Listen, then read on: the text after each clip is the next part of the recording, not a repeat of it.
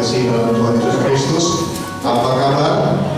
Ya, puji nama Tuhan. Saya menyapa salam semua. Ya, mari sama-sama kita akan belajar kebenaran firman Tuhan.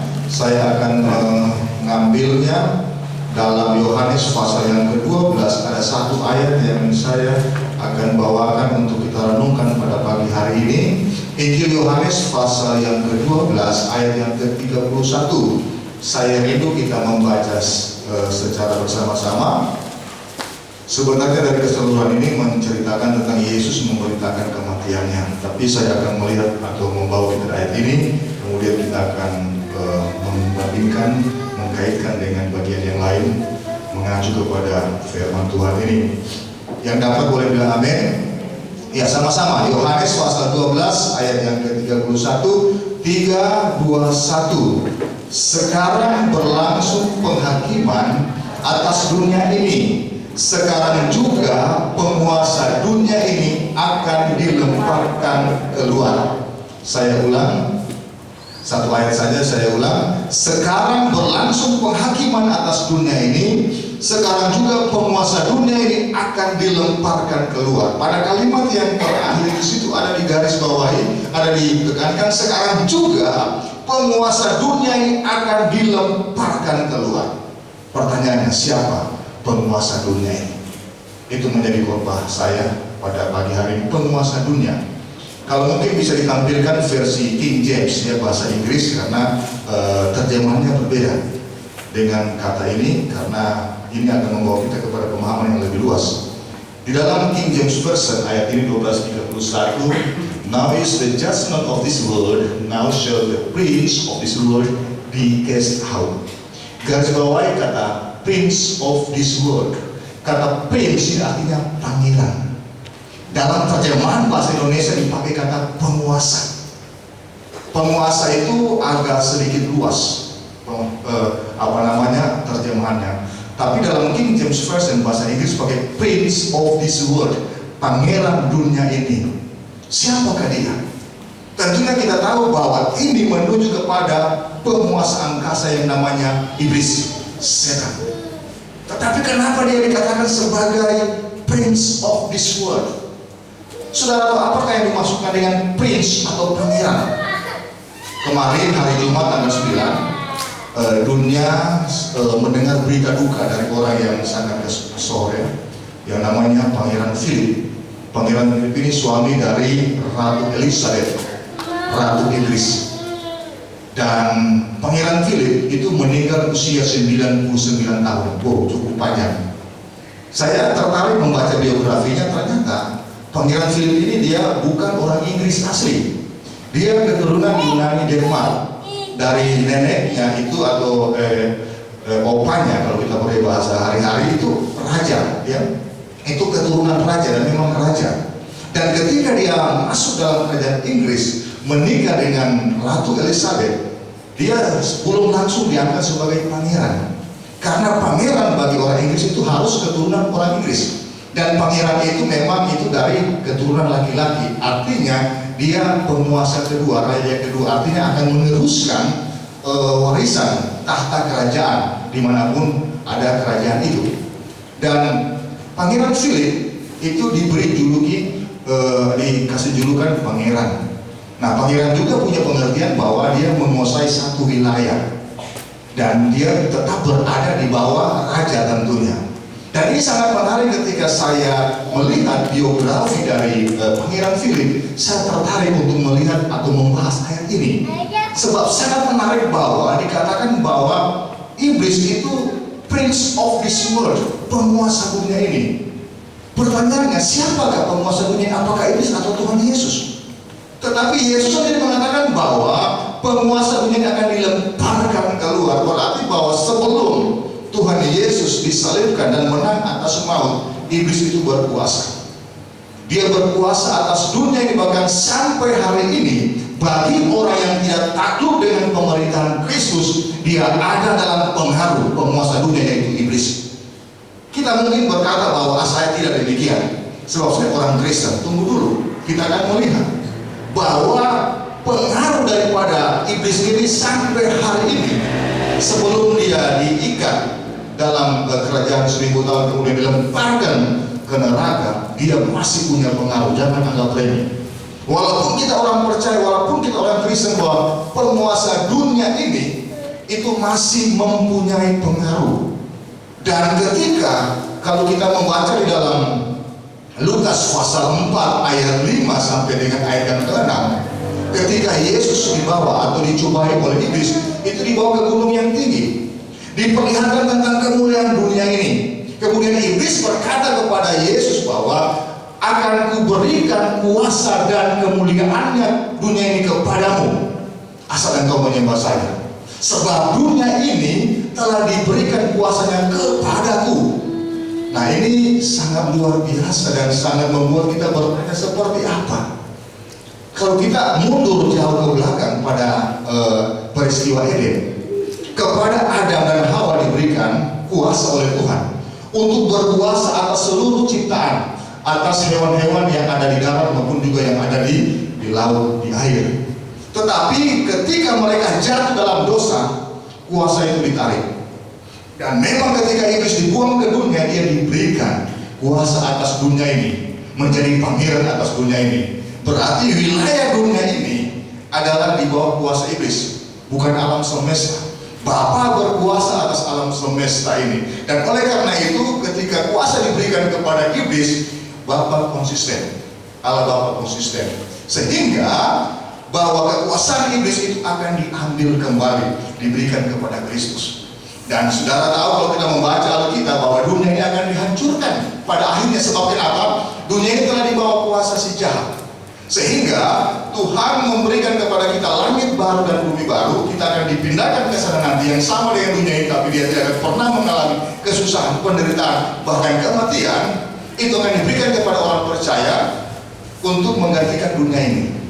Tetapi selama kita masih ada dalam dunia ini, ketika kita tahu kepada pemerintahan Kristus, kita akan terpelihara sampai kepada kedatangan Kristus yang kedua kali. Amin. Dan oleh karena itu, bahwa kekuasaan dunia ini dengan segala pengaruhnya jangan sampai menyeret hati kita untuk kita berpaling dari Kristus sehingga kita tertarik dengan dunia ini. Sebab kalau kita tertarik akan dunia ini, kita berada di dalam pengaruh kuasa si jahat.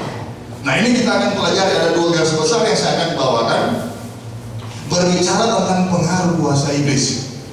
Yang pertama, perhatikan Bapak Ibu Saudara, buka Alkitab Yakobus pasal 3 ayat yang ke-16. Nah, kita akan lihat bagian pertama. Yakobus pasal 3 ayat yang ke-16. Sebab di mana ada iri hati dan mementingkan diri sendiri, di situ ada kekacauan dan segala macam perbuatan jahat. Pengaruh pertama yang diberi oleh iblis yang mempengaruhi dunia ini sehingga banyak orang terseret ke sana, yaitu egoisme. Sama-sama bilang egoisme. Egoisme dari kata egois, mementingkan diri sendiri. Perhatikan bahwa pengaruh mementingkan diri sendiri itu sudah merasuk di seluruh dunia ini. Bahkan di sekitar kita, dalam kehidupan kita, tanpa kita sadar, pengaruh egoisme. Dan saya katakan bahwa egoisme bukan dari Tuhan, tetapi egoisme dari pengaruh penguasa dunia. Hati-hati dengan roh egoisme. Ini memang kita harus belajar dalam banyak sisi dalam kehidupan bersosial. Kalau Indonesia ini dalam kehidupan sosial, memang ini bukan patokan, tetapi pengaruhnya juga akan mengarah kepada egoisme. Ya, orang Indonesia itu tidak terbiasa dengan antrian, ya, di mana-mana. Entah barangkali di pompa bensin, entah juga kalau pembagian sembako atau apa, tidak terbiasa. Semua untuk mau dia yang lebih dulu. Kenapa? Karena mau menang sendiri. Memang kita setengah mati untuk budaya antri.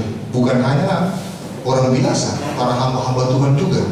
Saya pernah bilang ketika ikut acara kegiatan gereja rapat, itu kalau makan itu ketika mulai, semua ada ujung sana mulai, ada ujung sini, tabrakan di tengah. Akhirnya sudah baku-baku begini, ya, takut habis. Dihitung biasa peserta mungkin 100 orang, kuenya 100, ada tidak kebagian. Kenapa? Karena tentu ada yang ambil 2 atau 3. Nah, ini menunjukkan bahwa ada roh egoisme di sana.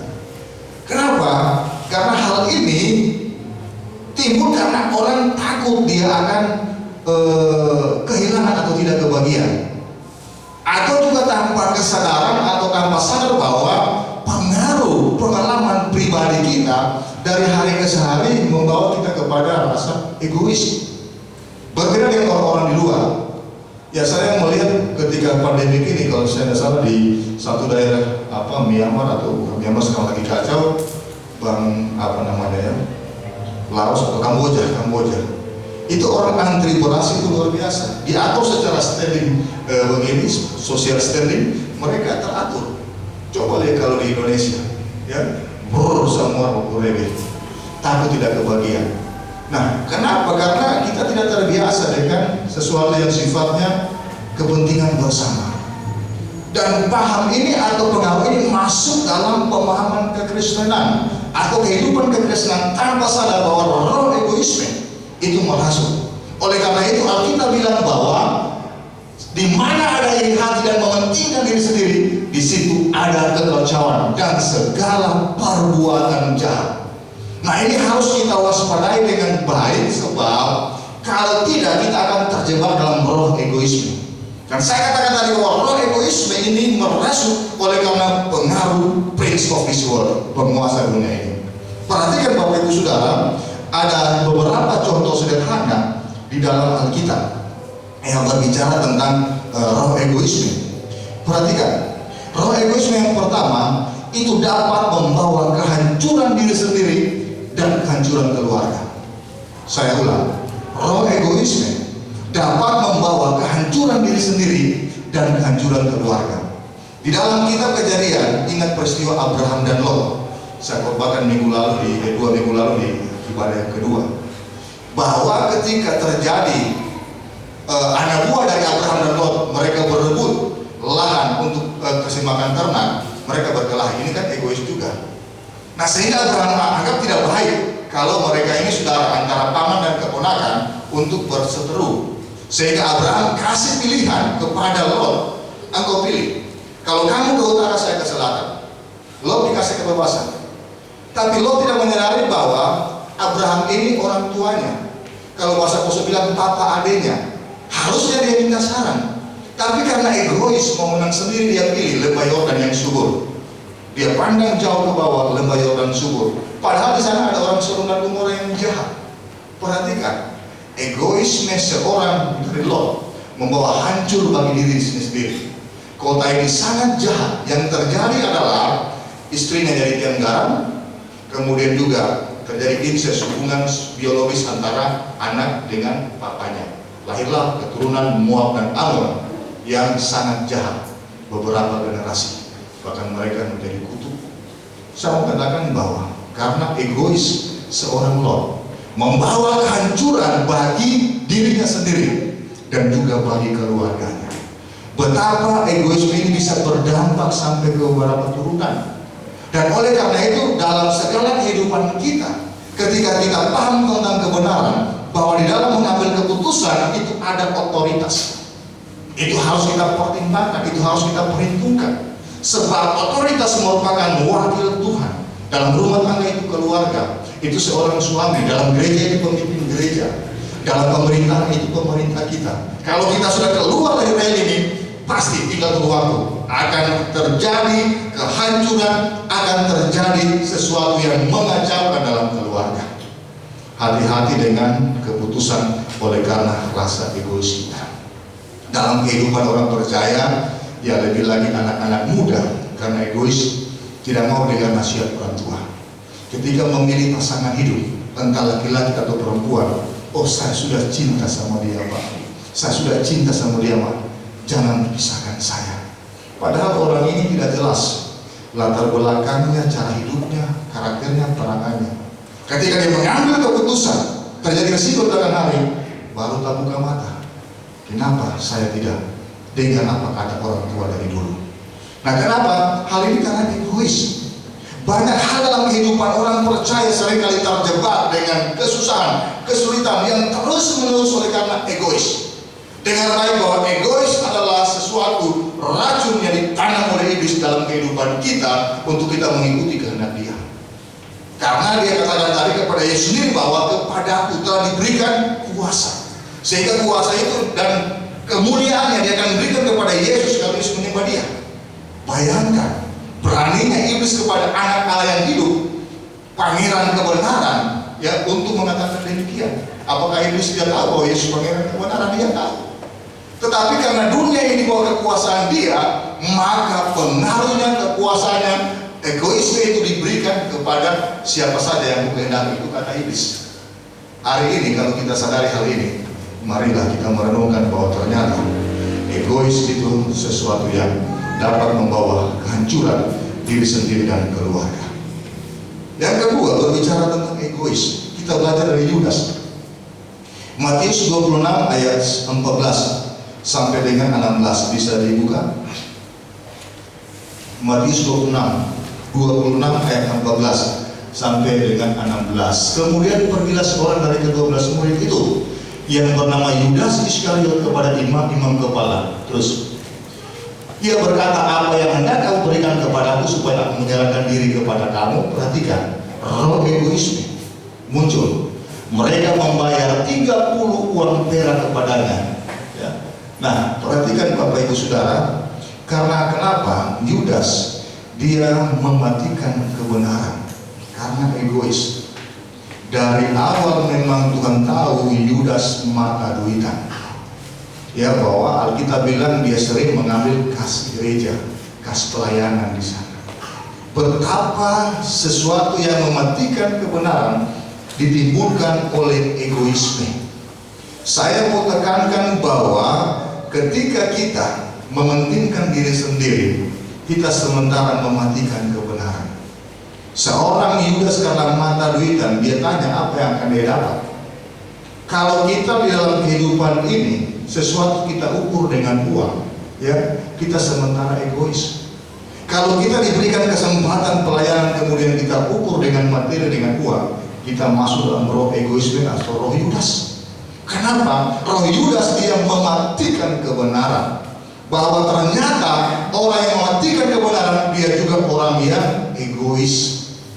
Nah, ini tentunya sangat luas aplikasinya, penerapannya dalam kehidupan kita setiap hari. Sangat berbahaya. Orang sekaliber Salomo pun juga pernah jatuh ke dalam roh egoisme. Tapi ketika dia tua, dia sadar, dia katakan sia-sia. Segala sesuatu sia-sia. Artinya tidak ada gunanya, hanya seperti uang. Nah, hari ini kalau kita sadar bahwa ternyata roh egoisme itu tidak baik, maka jangan kita pelihara, akan menimbulkan kekacauan. Salomo pun dalam kehidupan dia pernah egois. Sudah punya 700 istri dan 300 budik, dia tidak puas. Dia ambil istri-istri yang tidak takut Tuhan dari bangsa-bangsa kafir. Kenapa? Karena egois. Nah, ini sesuatu yang kita pelajari dari Alkitab, bahwa ternyata roh egoisme tidak pandang bulu. Dia orang yang dekat dengan Tuhan, ya, seperti Yudas. Dia orang yang dekat dengan tokoh iman sekali Abraham, itulah Lot. Bahkan seorang Salomo yang sangat diberkati oleh Tuhan dengan kekayaan yang melimpah, bisa juga dihigat oleh roh egois. Apalagi cuma saya dan saudara orang biasa.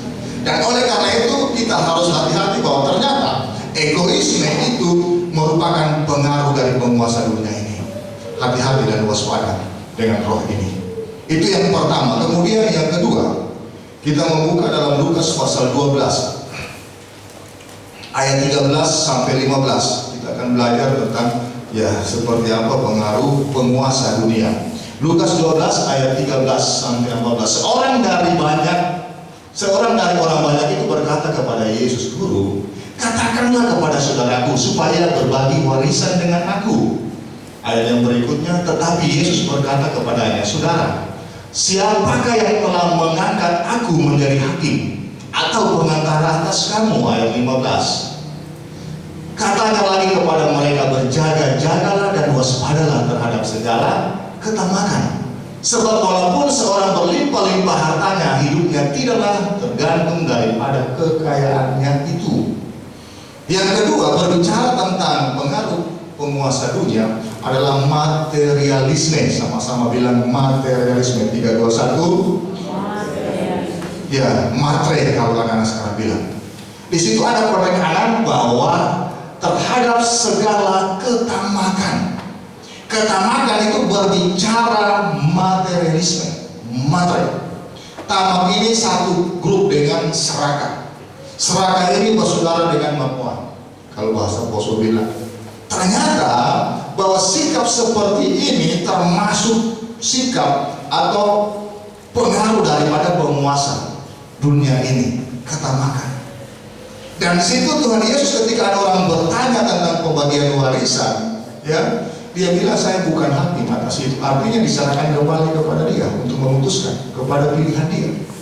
Nah, sehingga tidak dijawab persoalannya, hanya jawab dengan perumpamaan. Sebelum perumpamaan dikasih dengan ayat ini supaya waspada terhadap roh ketamakan dan roh keserakahan. Bukan salah kita mendapatkan warisan. Bukan salah terjadi pembagian warisan dan ada hak kita di situ. Kalau misalnya itu berbicara warisan. Tetapi yang menjadi persoalan, jangan sampai di dalam hal ini ada keserakahan, ada ketamakan. Mungkin pembagian kita barangkali sama, bisa sama nilainya. Misalnya contoh, kalau ini berbicara warisan, tapi ini bisa contoh yang lain juga. Tetapi kan level ekonomi orang kan tidak sama. Seringkali kalau orang misalnya dia sudah punya itu, dia mau dia lebih lagi. Tetapi kalau orang dia mengerti tentang sesuatu yang benar, ketika ada saudara yang mungkin lebih susah dari dia, karena dia ambil lebih banyak. Karena banyak melatih anak misalnya, banyak tanggungan kita dia cuma ini. Nah, ini cuma contoh. Dalam banyak hal berbicara tentang ketamakan keserakahan itu hanya poinnya.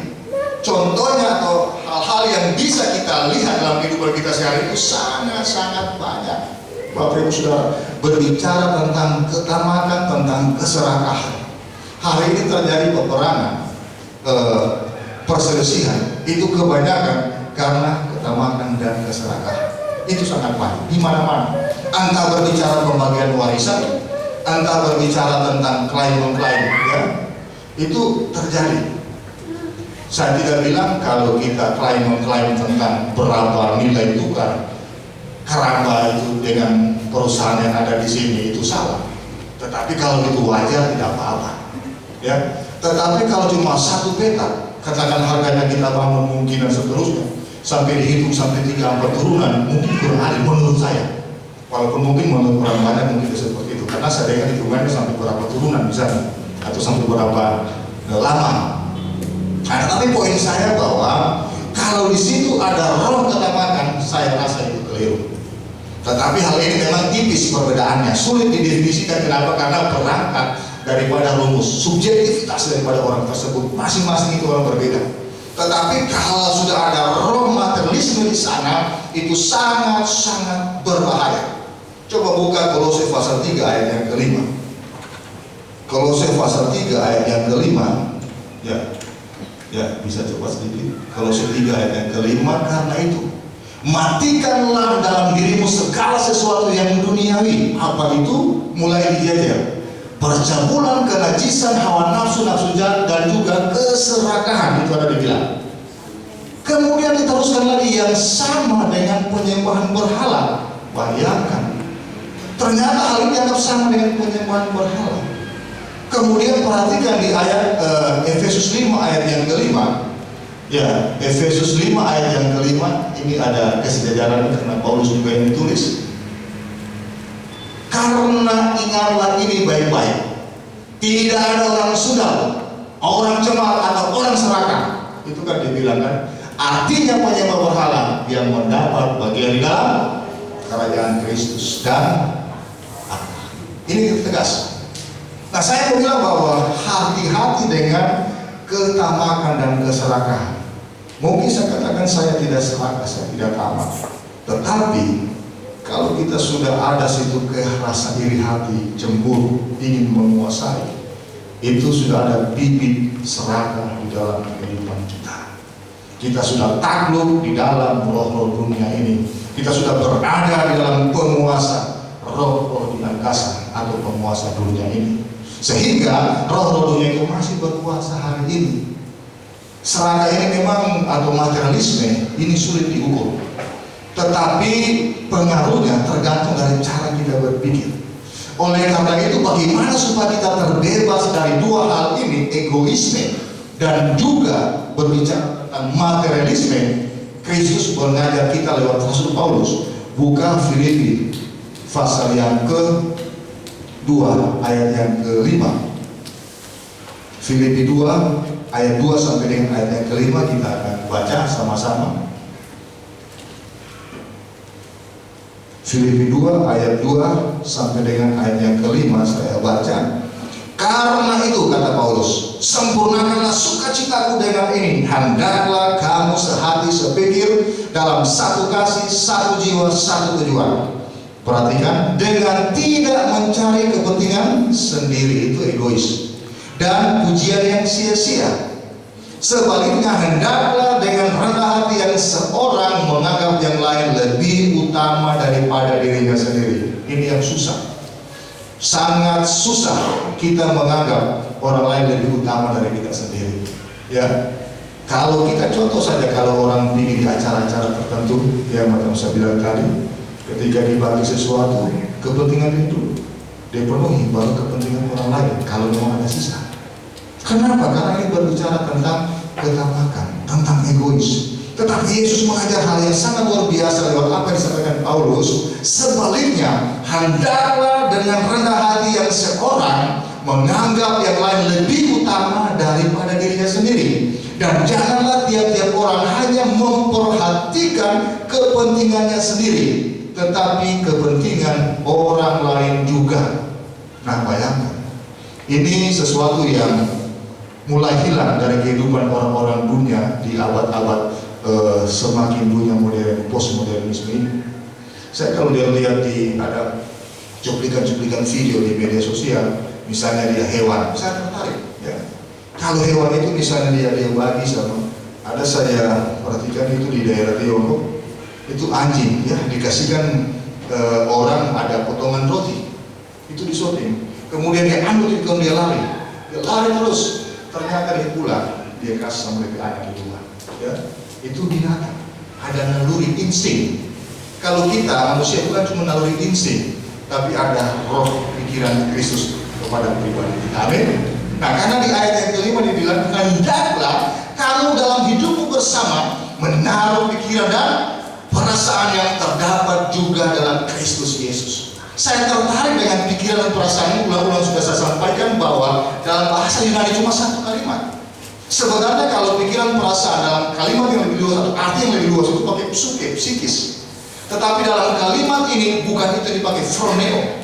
Artinya kualitas pikiran yang tinggi yang dimiliki oleh Kristus itu juga harus ada dalam kehidupan kita. Itu yang dimaksudkan dengan menaruh pikiran dan perasaan yang terdapat juga dalam Kristus Yesus. Dengan kata lain bahwa kalau kita sudah pegang hal ini, maka roh egoisme dan materialisme yang menjadi pengaruh kuasa kegelapan atau pengaruh pangeran dunia ini atau penguasa dunia ini tidak akan dekat kepada kita. Kenapa?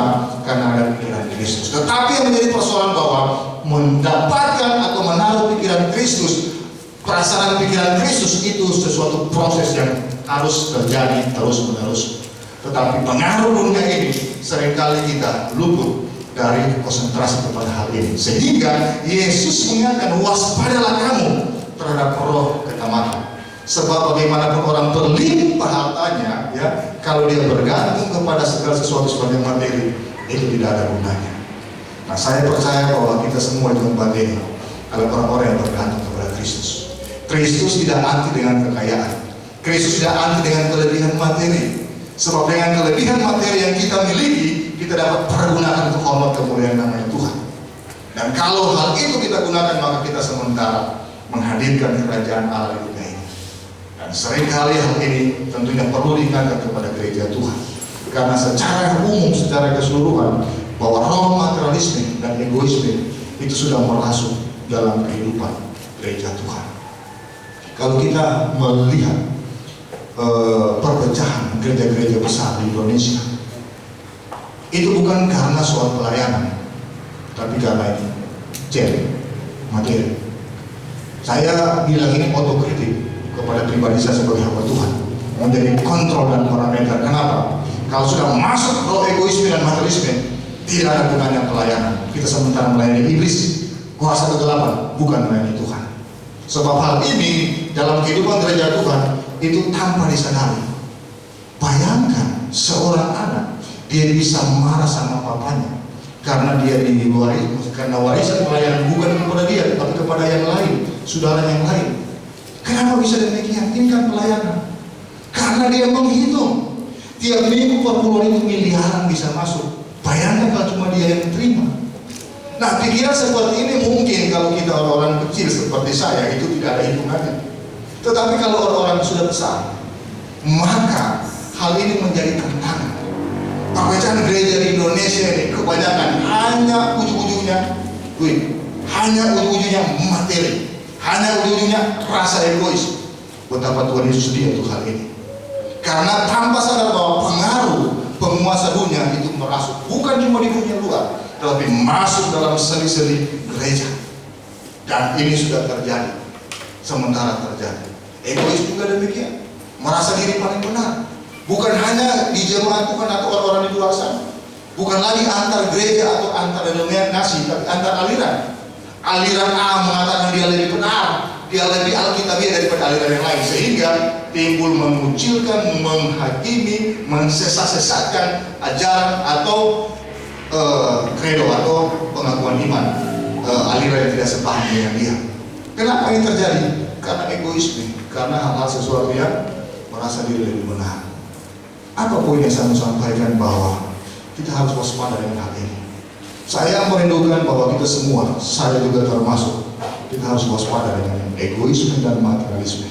Supaya kenapa? Kita memiliki pikiran dan perasaan yang terdapat juga dalam Kristus Yesus, supaya ke depan kita akan bersama-sama dengan Tuhan dalam kerajaan Allah di langit baru dan bumi baru. Amin.